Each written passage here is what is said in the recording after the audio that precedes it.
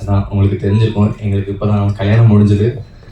எனக்கு ரொம்ப முக்கியமான நாள் நேற்று. எனக்கு என்னென்னா, எங்கே இருந்தோ வந்து எதுவுமே ஒரு யாருனே தெரியாத ஒரு பையனை வளர்த்து விட்டது நீங்கள் எல்லோரும் தான். உங்கள் எல்லாருக்குமே தனியாக ஏதோ ஒரு தனியாக ஒரு லஞ்ச் போடணுன்றது எங்களோட ஆசை. ஸோ அதுக்காக தான் இந்த மீட்டிங். இத்தனை நாள் இவ்வளோ நாள் எனக்கு வந்து ரொம்ப ரொம்ப கைண்டாக நடந்துக்கிட்டீங்க என்கிட்ட. எனக்கு நான் எது பண்ணாலும் அதை நல்ல விதமாக மக்கள்கிட்ட கொண்டு போய் சேர்த்தீங்க. அதுக்கு என்றைக்குமே நான் நன்றி கடன் பட்டிருக்கேன். தேங்க்யூ ஸோ மச் உங்கள் எல்லாருக்குமே. இதுக்கு மேலும் என்னை நீங்கள் அதே மாதிரி சப்போர்ட் பண்ணுவீங்கன்னு நம்புகிறேன். அவ்வளோதான், பேசுறதுக்கு எதுவும் இல்லை. Thank you thank you.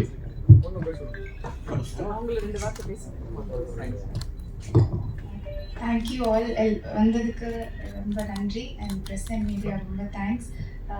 எல்லாமே வெளியே பாசிட்டிவாக போயிட்டுருக்கு. அண்ட் அபிக்கு எல்லோரும் முன்னாடி ஃபஸ்ட் படத்துக்கு கொடுத்த சப்போர்ட் மாதிரி இப்பயும் உங்களோட சப்போர்ட் ரொம்ப தேவை.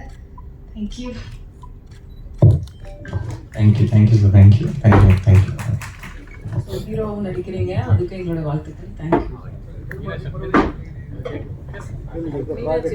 அடுத்த ப்ராஜெக்ட் என்னன்னு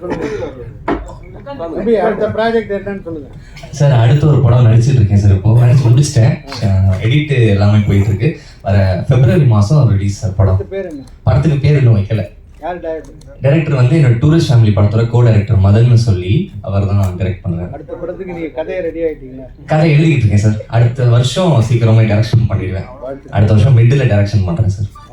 தேங்க்யூ தேங்க்யூ. அகிலா அபிஷன், நீங்க அவர் ஹீரோ நடிக்கிற படங்களோட ஹீரோயின்ஸ் செலெக்ஷன்ல நீங்க ஏதாவது பங்கு வைப்பீங்களா? இவங்க கூட தான் நடிக்கிறோம், அவங்க கூட தான் நடிக்கிறோம் அப்படின்னு சொல்லி. அப்படிலாம் இல்லை, யாருக்கும் சொல்லுங்க. இப்போதான் கோச்சிக்கிற ஸ்டேஜில் இருக்காங்க சார். கொஞ்சம் கஷ்டம் இதாகிடுவாங்க சார். மீனாட்சி சார், நீங்கள் தான் சரிங்க. டைரக்டர் ஆகும்போது வேற ஹீரோ ஆகும்போது ஒரு நெருக்கமான காட்சி, டூயட் காட்சிலாம் இருக்கு. திருமணத்துக்கு அப்புறம் எப்படி நடிக்கிறது மாதிரி சார் இப்போதான் சண்டை போட்டு சமாதானப்படுத்தி கூட்டிட்டு வந்திருக்கேன். அது சார் நான் ரொம்ப அதுக்குள்ளே போகிறது இல்லை சார். நான் கதைக்கு அதுக்கேற்ற மாதிரி தான் சூஸ் பண்ணிக்கிறேன். எது எனக்கு செட் ஆகுதோ, எது குடும்பத்துக்கு செட் ஆகுதோ அதுக்கேற்ற மாதிரி தான் பார்த்துக்கிறேன். ஸோ அந்தளவுக்கு பிரச்சனை வராதுன்னு நினைக்கிறேன். இல்லை சார், இல்லை சார், நான் ஒரு ஹீரோ வச்சு தான் படம் பண்ணுறேன் சார். அடுத்த படம் தான் சொல்கிறீங்க? ஆமாம். இல்லை சார், நான் நடிக்கல சார் அதில். லவ் அப்ரோச் வந்து வேற லெவலில் இருந்தது. பயங்கரமாக இதுவாக போச்சு வைரல்லாம். ஸோ நீங்கள் எப்படி அவங்கள லவ் பண்ணுறதுக்கு முன்னாடி அவங்க அப்ரோச் பண்ணணும்னு தோணுச்சா இல்லையா? ஏன்னா ஒருத்தங்கிட்ட ஒரு பொண்ணுகிட்ட போய் சொல்லும் போதே தயக்கம் அதிகமாக இருக்கும். லவ் பண்ணுறோம் அப்படின்னு சொல்லி அவ்வளோ பேர் ப்ரெஸ்ஸு மீடியா லைவ் போயிட்டு இருக்கு. பட்டுன்னு அந்த பொண்ணு லவ் பண்ணு சொல்லிட்டீங்க சார். நாங்கள் லவ் பண்ணிட்டு தான் இருந்தோம். அது வந்து கல்யாணத்துக்கான ப்ரொபோசல். நாங்கள் ஸ்கூல்ல இருந்தே எங்களுக்குள்ள லவ் தான். ஸோ எனக்கு வந்து அந்த ஸ்டேஜில் வந்து கல்யாண ப்ரொபோசல் தான் நான் பண்ணியிருந்தேன். எனக்கு கல்யாணம் பண்ணி, ஏன்னா அது வரைக்குமே நாங்கள் ரிலேஷன்ஷிப் இருந்தோம். அடுத்த கடத்தை போய் நாங்கள் யோசிக்கல. அந்த டைமில் தான் எனக்கு சரி கல்யாணம் எனக்கு படம் நடந்துச்சு. ஏன்னா நான் படம் பண்ணதுக்கப்புறம் தான் கல்யாணம் பண்ணணுன்றதுல ரொம்ப குறிக்கோளாக இருந்தேன். ஏன்னா இவங்க அது யோசிக்கல. ஏன்னா நான் நிறைய டைம் சான்ஸ் கிடச்சி ரிஜெக்ட் ஆகும்போது எல்லாமே இவங்க கல்யாணம் பண்ணிக்கலாமா, ஏன்னா நான் ரொம்ப லோவாக இருக்கேன், தனியாக இருக்கேன்னு சொல்லிட்டு அவங்க அதை சொல்லுவாங்க. எனக்கு என்னன்னா படம் பண்ணிட்டு நான் என்னைக்கு இவங்க நல்லா பார்த்துக்க முடியும், நான் எனக்கு ஒரு கான்ஃபிடன்ஸ் வந்து அன்னைக்கு கல்யாணம் போகணும்னு நினச்சேன். எனக்கு அந்த ஸ்டேஜ்ல இருந்து என் லைஃப் மாறும்னு நான் நம்பினேன். அன்னைக்கு அவங்கள்ட்ட சொல்லணும்னு தோணுச்சு, சொன்னது அதுதான். பார்த்துட்டு இருக்கோம். இதெல்லாம் சொல்ல முடிவு பண்ணல சார். இப்பதான் பார்த்துட்டு இருக்கு. எந்த கண்ட்ரிக்கு டூரிஸ்ட் ஃபேமிலியா போறீங்க? அபி, எந்த கண்ட்ரிக்கு டூரிஸ்ட் ஃபேமிலியா போறீங்க? எந்த கண்ட்ரிக்கா சார்? எந்த கண்ட்ரிக்கு டூரிஸ்ட் ஃபேமிலியா போறீங்க சார்? எனக்கு சுவிட்சர்லாந்துக்கு போகணும் சார் டூரிஸ்ட் ஃபேமிலியா. நானும் அவங்க குட்டி அபி எல்லாம் சேர்ந்து போகணும் சார். அதான் சார்.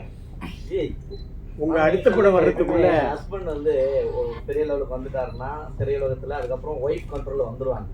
ஸோ உங்க ஹஸ்பண்ட் அதே மாதிரி கண்ட்ரோல் எடுத்தீங்களா இல்லை அவர் பாட்டு ஃப்ரீயா போயிட்டு வாடா அப்படின்னு இருக்கீங்களா? கண்ட்ரோல் தான் சார் இருக்கேன். இல்லை சூசிங் கூட சார். எனக்கு ஸ்டோரி கூட சில பேர் விஜயானந்த் சாருடைய ஒய்ஃப் தான் ஃபுல்லாக பார்த்துக்கிறாங்க ஸ்டோரியிலேருந்து எல்லாமே. அந்த மாதிரி மாறதுக்கான வாய்ப்பு இருக்குமா அப்படின்னு கேட்டேன். அப்படிலாம் இல்லை சார். எப்போவுமே ஒரு ஃப்ரெண்டாக தான் இருந்திருக்கோம். 10th 9thலேருந்தே நல்ல ஒரு ஃப்ரெண்ட்ஸாக தான் இருந்திருக்கோம். அதே தான் இப்போயும் கண்டினியூ ஆகும். நல்ல ஒரு ஃப்ரெண்ட்லி இதுதான் இருக்கிறோம்.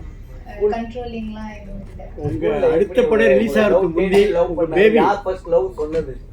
அவர் தான் லவ் ஜர்னி கொஞ்சம் சொல்லுங்க சார். கண்டிப்பா நான் தான் சொல்லிருக்க முடியும். அவங்க எப்படி சார் சொல்லுவாங்க? லவ் ஜர்னி அதான் ஸ்கூல்ல நாங்க ஒன்னா படிச்சோம். எனக்கு அவங்கள 6th இருந்து தெரியும். ஒரு பாயிண்ட்டுக்கு மேலே எனக்கு அவங்க ரொம்ப பிடிச்சது, லவ் பண்ண ஆரம்பிச்சிட்டேன். அப்படி தான் ப்ரப்போஸ் பண்ணேன், நோ சொன்னாங்க. அதுக்கப்புறம் ஸ்கூல்லே லவ் பண்ணாரு. ஆமாம் சார், ஆமாம், ஸ்கூல்லேயே. திருமண பரிசா என்ன கொடுத்தீங்க? என்ன சார்? திருமண பரிசா என்ன கொடுத்தீங்க? திருமணம் பரிசா அவங்களுக்கு பர்சனலாக சில விஷயங்கள் வாங்கி கொடுத்தாங்க. எங்களுக்குள்ள இருக்க சில விஷயங்கள் அது மட்டும் பண்ணேன், அவ்வளோதான். அதை ரொம்ப நாள் வெளியில் சொல்ல முடியாது, பட் ரொம்ப நாள் ஆசை அவங்களுக்கு சில விஷயங்கள் இருந்துச்சு, அதெல்லாம் பண்ணோம், அவ்வளோதான். உங்க அடுத்த படத்துக்கு முந்தி உங்க பேபி ரிலீஸ் இல்லை சார், தெரியல சார், அதெல்லாம் இன்னும் பிளான் பண்ணல சார். ப்ரொடியூசர் கொடுத்த கார்ல எங்க ஃபர்ஸ்ட் போனீங்க அது சொல்லுங்க.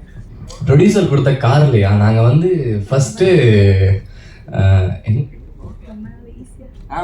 இவங்க ரொம்ப நாளாக என்னை ஈஸியாக கூட்டிகிட்டு போங்கன்னு சொல்லி கேட்டுருந்தாங்க. நான் கூட்டே போனதில்லை, ஏன்னா பைக் தான் வச்சுருந்தேன். பைக்கில் போனால் வெயில் அடிக்கும், இன்னொரு டைம் ஆகும்னு சொல்லிட்டு கொஞ்ச நாள் கட் பண்ணிட்டே இருந்தேன். அதை ஃபஸ்ட்டாக ஈஸியாக போனோம் பைக், ஐ மீன் காரில், நாங்கள் 2 பேரும். அதுதான் ஃபஸ்ட்டு ட்ரிப்பு.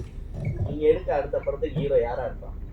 ஏன்னா 100 கோடி வசூல், விஜய், அஜித் அந்த மாதிரி போவாங்க. நீங்க யாரை தேடுவீங்க? இல்லை சார், கொஞ்சம் ஆப்பர்ச்சுனிட்டிஸ் வந்திருக்கு. அந்த கதை முடிச்சுட்டு அதுக்கு கரெக்டாக இருக்கிற மாதிரி பண்ணுறதான் பிளான். இன்னும் அதையும் யாருன்னு கேட்க தெரியல சார். ஓகே, நன்றி, வணக்கம். வந்திருந்த எல்லாருக்கும் எங்களுடைய வாழ்த்துக்கள்.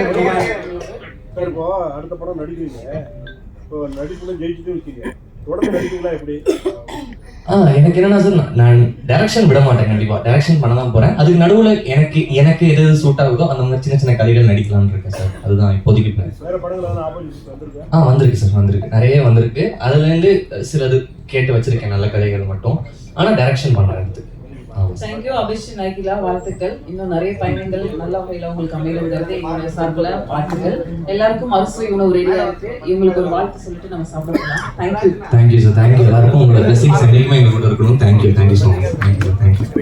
மணமக்களுக்கு நமது சினிமா பத்திரிகை சங்கம் 71 ஆண்டு பாரம்பரிய சங்கத்தின் சார்பாக புத்தகங்கள் டைரக்டர் கிரியேட்டர் இல்லையா, நம்ம கலைமாவுடைய மனைவி பொன்மொழி எழுதின புத்தகங்கள், நமது அன்புள்ள அம்மா, அப்புறம் நம்ம 8வது வள்ளல் எம்ஜிஆர், இந்த புத்தகத்தையும் தரோம். ஆனா எம்ஜிஆர் பொருளாளர், நம்ம சங்கத்தோட பொருளாளர் வாங்க. வேற யாரும் இருக்கு?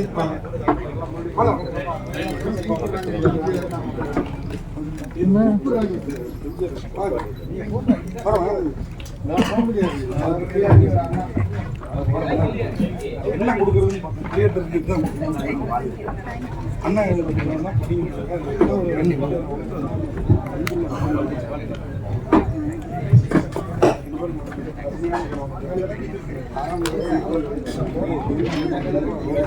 யாராவது கல்யாணம் பண்ணிட்டு யாரும் என்ன பண்ணுறது